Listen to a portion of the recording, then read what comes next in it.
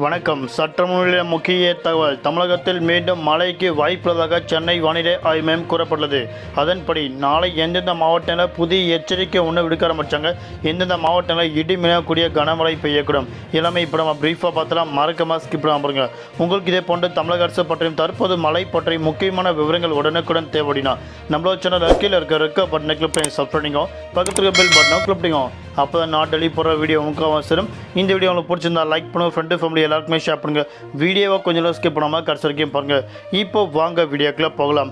நாளை முதல் மீண்டும் தொடங்கும் மழை எங்கெல்லாம் பெய்யும், எங்கு அதிக மழை இருக்கும், புதிய ரிப்போர்ட் தற்போது வெளியாகிறது. டெல்டா மாவட்டங்களில் நாளை முதல் மீண்டும் மழைக்கு வாய்ப்புள்ளதாக சென்னை வானிலை ஆய்வு மையம் கூறப்பட்டுள்ளது. கிழக்கு திசை காற்றின் வேக மாறுபாடு காரணமாக மேற்கு தொடர்ச்சி மலையொட்டிய மாவட்டங்களில் லேசான முதல் மிதமான மழை பெய்ய வாய்ப்புள்ளது என்றும் தற்போது கூறப்பட்டுள்ளது. ஏனைய மாவட்டங்கள் மற்றும் புதுவை, காரைக்கால் ஆகிய பெரும்பாலும் பகுதியில் வறண்ட வானிலை நிலவும் என கூறப்பட்டது. இன்று தென் தமிழக கடலோர மாவட்டங்கள் ஒரு சில லேசான முதல் மிதமான மழை பெய்யக்கூடும் என்று தெரிவிக்கப்பட்டுள்ளது. அதே போன்று தமிழக கடலோர மாவட்டங்கள் ஒரு சில லேசான முதல் மிதமான மழை பெய்யக்கூடும். நாளை பிப்ரவரி மாதம் 18ஆம் தேதியான நாளை தென் தமிழக கடலோர மாவட்டங்கள் தஞ்சை, திருவாரூர், நாகை, மயிலாடுதுறை, கடலூர், புதுக்கோட்டை மற்றும் காரைக்கால் ஆகிய பகுதியில் ஒரு சில லேசான முதல் மிதமான மழை பெய்யக்கூடும். ஏனைய மாவட்டங்கள் மற்றும் புதுவை பகுதியில் பெரும்பாலும் வறண்ட வானிலை நிலவும் என தற்போது கூறப்பட்டுள்ளது.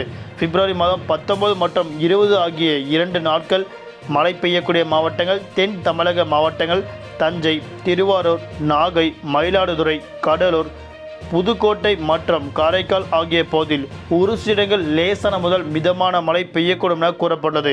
ஏனைய மாவட்டங்கள் மற்றும் புதுவை ஆகிய பகுதியில் பெரும்பாலும் வறண்ட வானிலை நிலவும் என தற்போது கூறப்பட்டது.